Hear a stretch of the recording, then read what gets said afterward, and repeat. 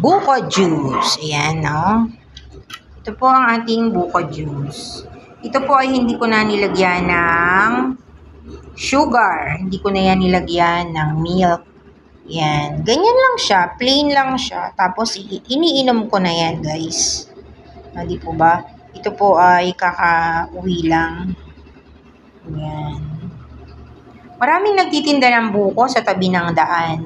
Di po ba? Kaya pagka po umuuwi yung aking taga-bili, ayun, bibili siya niyan. Tapos, iniinom na namin ng ganyan. Hindi na po namin nilalagyan ng asukal, hindi na namin nilalagyan ng yelo.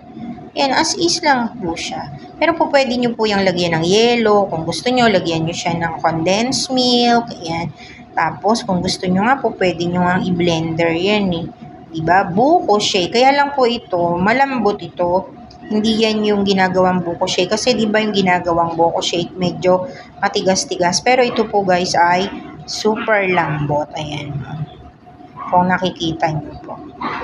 Yan. O, diba? Refreshing. Refreshing yan.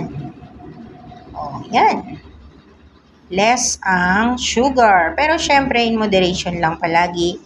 Syempre, meron din taglay na sariling sugar niyan. So guys, yan po ang ating buko juice.